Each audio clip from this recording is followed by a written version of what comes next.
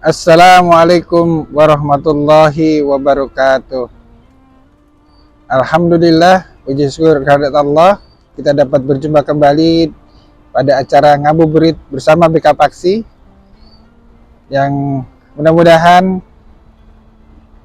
semua puasa yang kita lakukan sampai dengan hari ini bisa memberikan keberkahan buat kita semua. Kali ini saya akan mengantarkan saat berbuka dengan membacakan sebuah kisah inspiratif pada zaman Rasulullah SAW yang mudah-mudahan bisa bermanfaat buat kita semua. Jadi dikisahkan seperti yang telah bahwa di zaman Rasulullah pada saat Rasulullah masih hidup, seperti yang sudah biasa dilakukan ketika salah seorang sahabat dari Rasulullah meninggal dunia, Rasulullah selalu mengantar jenazahnya sampai ke kuburan. Dan pada saat pulangnya, disempatkannya singgah untuk menghibur keluarganya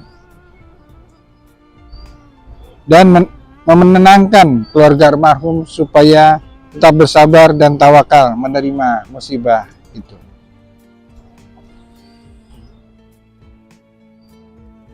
Pada kisah ini, Rasulullah berkata kepada almarhum, kepada istri dari almarhum, tidakkah almarhum mengucapkan wasiat sebelum wafatnya? Istrinya menjawab, iya Rasulullah, saya mendengarnya dia mengatakan sesuatu di antara dengkur nafasnya yang tersengal-sengal menjelang ajal. Apa yang dikatakannya? Saya tidak tahu ya Rasulullah.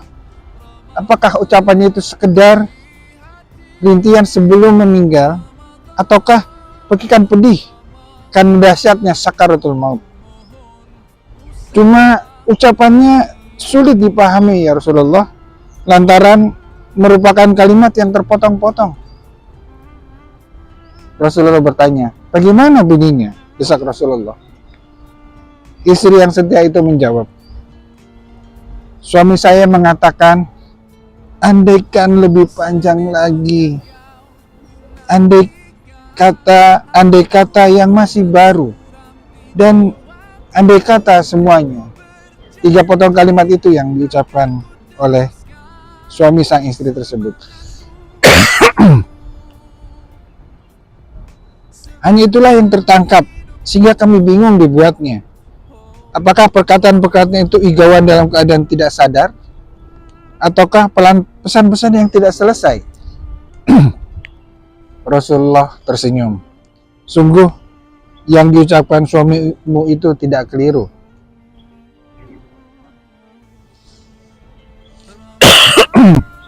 Ujarnya. Kisahnya begini. Jadi Rasulullah menjelaskan kepada sang istri. Pada suatu hari, suamimu sedang bergegas akan ke masjid untuk melaksanakan sholat Jumat. Di tengah jalan, ia berjumpa dengan orang buta yang bertujuan sama, yaitu ingin sholat Jumat juga ke masjid. Si buta itu tersaruk-saruk karena tidak ada yang menuntunnya. Maka suamimu yang membimbingnya hingga tiba di masjid. Tatkala hendak mengembuskan nafas penghabisannya, ia menyaksikan pahala amal kebajikannya itu. Lalu ia pun berkata, andaikan lebih panjang lagi. Maksudnya, andaikan jalan ke masjid itu lebih panjang lagi, pasti pahalanya akan lebih besar pula. Kalau ucapan yang lainnya ya Rasulullah? Tanya sang istri mulai tertarik. Nabi menjawab, adapun ucapannya yang kedua dikatakannya tatkala ia melihat hasil perbuatannya yang lain. Sebab pada hari berikutnya, waktu ia pergi ke masjid pagi-pagi, sedangkan cuaca sangat dingin, di tepi jalan ia melihat seorang laki-laki tua yang tengah duduk menggigil, hampir mati kedinginan. Kebetulan suamimu membawa sebuah mantel baru, selain yang dipakainya. Maka ia mencopot mantelnya yang lama, diberikannya kepada lelaki tersebut, dan mantel yang baru dipakaikan untuk dirinya sendiri.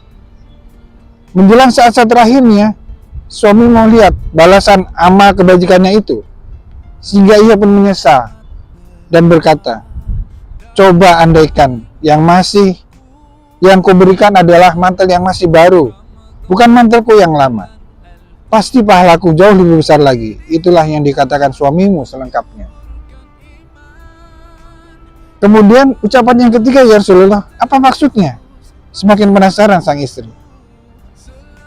Dengan sabar Nabi menjelaskan, ingatkah kamu pada suatu ketika suamimu datang dalam keadaan lapar dan meminta disediakan makanan, lalu engkau menghidangkan sepotong roti yang telah dicampur dengan daging.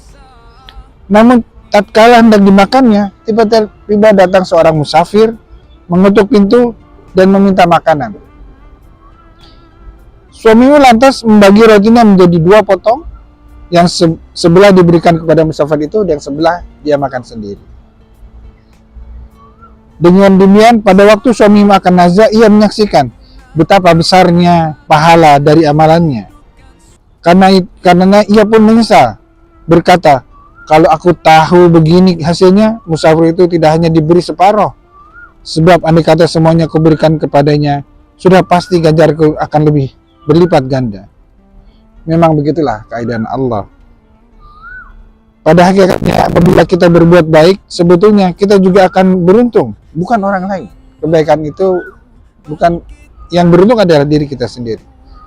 Lantaran segala tindak tanduk kita tidak lepas dari penilaian Allah. Sama halnya juga kita berbuat buruk, jika kita berbuat buruk, akibatnya juga akan menimpa diri kita sendiri. Karena itu Allah mengingatkan dalam surat Al-Isra ayat 7. A'udzubillahi minasyaitonirrajim. In ahsantum li anfusikum wa in asatum falaha. Al-ayat. Potongan ayat dari surat Al-Isra ayat 7. Kalau kamu berbuat baik, sebetulnya kamu berbuat baik untuk dirimu sendiri. Dan jika kamu berbuat buruk, berarti kamu telah berbuat buruk atas dirimu sendiri.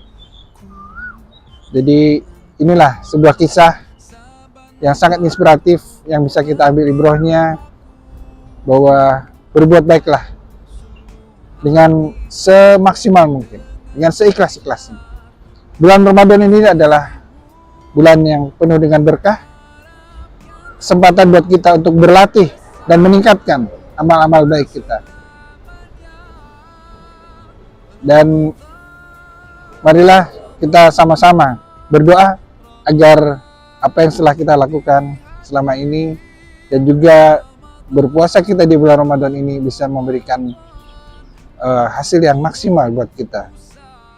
Selamat menikmati saat-saat menjelang berbuka. Banyak-banyaklah berdoa, semoga Allah mengabulkan doa-doa kita. Demikian dari saya, bila taufiq wal hidayah, waridha wal inayah. Wassalamualaikum warahmatullahi wabarakatuh. Rahmat melimpah, damainya ku rasakan. Ramadan bulan Al-Quran